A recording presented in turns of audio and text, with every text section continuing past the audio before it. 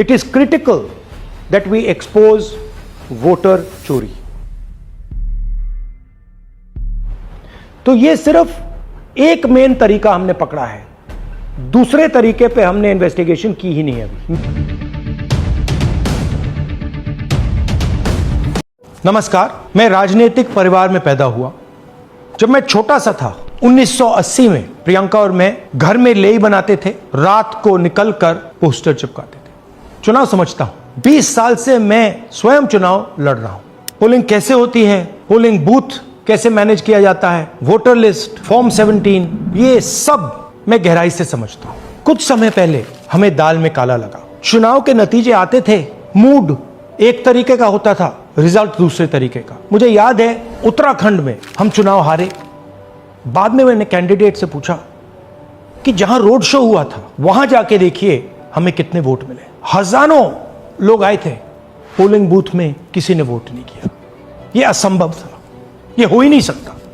उसके बाद छत्तीसगढ़ और मध्य प्रदेश के रिजल्ट, हमें लगा कुछ ना कुछ गलत हो रहा है।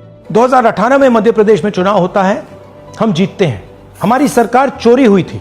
2023 में चुनाव होता है, मैंने अपने आंखों से भारत जोड़ो यात्रा में देखा, भयंकर एंटी इनकम्बेंसी, और हमें 65 सीट मिलते हैं।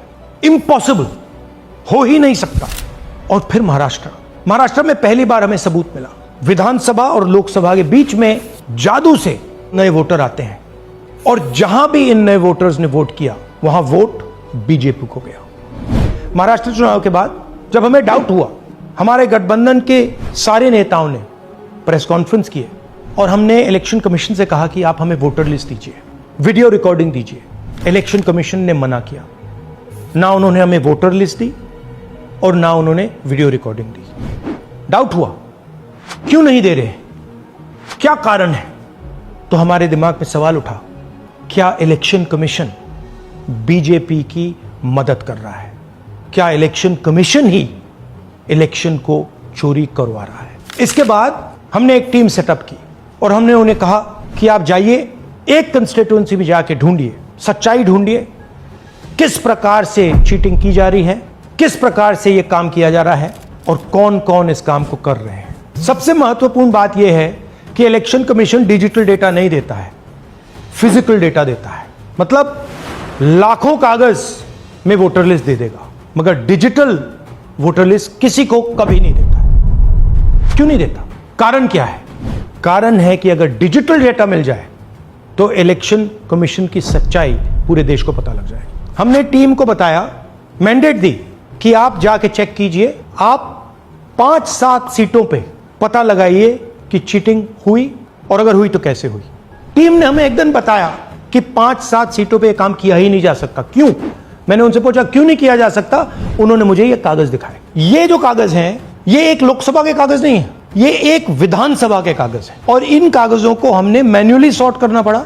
और पूरा का पूरा काम जो हुआ है, इसमें 6 महीने लगे हैं, और एक असेंबली सीट में हम ये काम कर पाए हैं। क्यों? क्योंकि डिजिटल डेटा नहीं दिया जाता। अगर इलेक्शन कमीशन ने हमें डिजिटल डेटा दिया होता तो हम ये कार्रवाई पूरे देश में, हर लोकसभा में, हर विधानसभा में 15 मिनट में करके दिखा देते। हमारे पास अनलिमिटेड रिसोर्सेज नहीं है, इसलिए हमने ये रिसर्च सिर्फ एक लोकसभा में, एक विधानसभा सीट में की। मगर मुझ में अब पूरा भरोसा है कि ऐसी 100 से ज्यादा सीटें हैं हिंदुस्तान में। जो यहां हुआ है उन सीटों में भी हुआ है। और याद रखिए, अगर बीजेपी को 10-15 सीटें कम आती तो आज नरेंद्र मोदी प्रधानमंत्री नहीं होते, इंडिया गठबंधन की सरकार होती। जांच ने 5 तरीके की चोरी पकड़ी है। डुप्लीकेट वोटर, जिसका मतलब एक वोटर के नाम वोटर लिस्ट में अनेक जगह आ रहे हैं। फेक एड्रेस, मतलब एड्रेस है ही नहीं या फिर हाउस नंबर 0।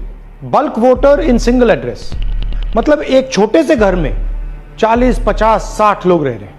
इनवैलिड फोटोज, छोटी सी फोटो है या फिर फोटो ही नहीं है, और वो जो छोटी फोटो है वो दिखती भी नहीं है। कौन है, किसका चेहरा है, नहीं पता लग सकता। Misuse of form 6। Form 6 first time voters के लिए होती है, मतलब जिनकी एज 18-20 साल की हो, मगर वोटर लिस्ट में 90 साल के लोग फॉर्म 6 का प्रयोग कर रहे हैं। चुनाव में 6,50,000 वोटर थे, उसमें से 1 लाख चोरी के थे। अब मैं आपको 5 उदाहरण देता हूं। ये देखिए गुरकीरत सिंह डांग, इसका नाम 4 अलग अलग बूथों पे आता है। ये कैसे हुआ और क्यों हुआ?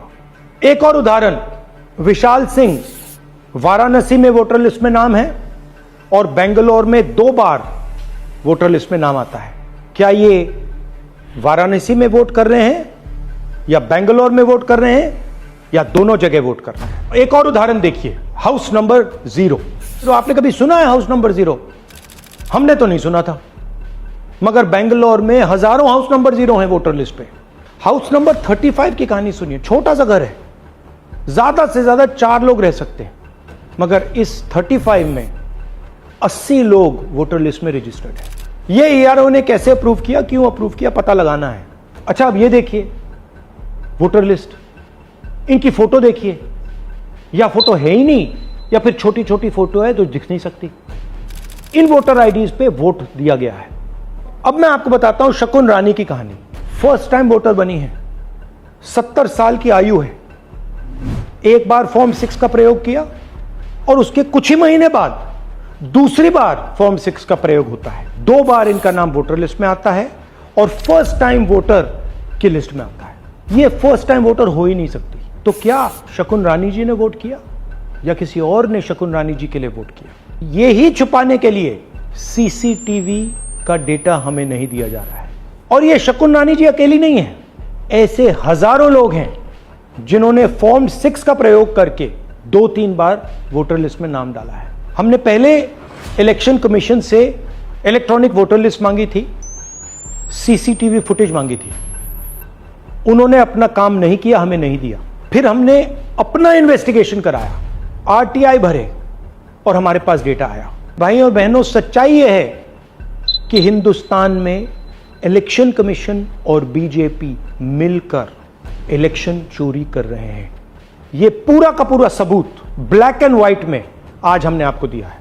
इलेक्शन कमीशन जानता है कि हमने उनकी चोरी पकड़ ली है, इसीलिए एसआईआर आया है। यह एसआईआर जो है इंस्टीट्यूशनलाइज चोरी है।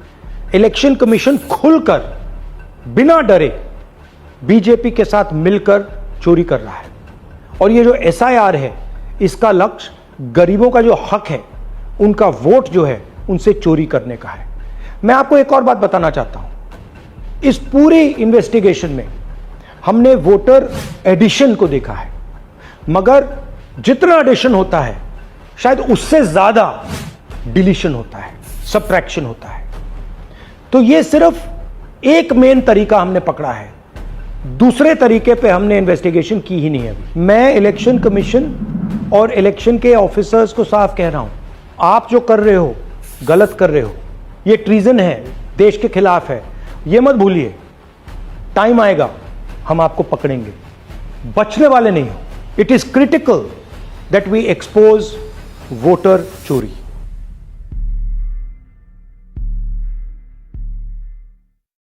देश दुनिया से जुड़ी खबरों को देखने के लिए नेट7 न्यूज चैनल को सब्सक्राइब और शेयर करें और बेल आइकन को प्रेस कर दें ताकि आने वाले खबर आपको सबसे पहले मिल सके। फिर मिलते हैं एक नई खबर के साथ। जय हिंद।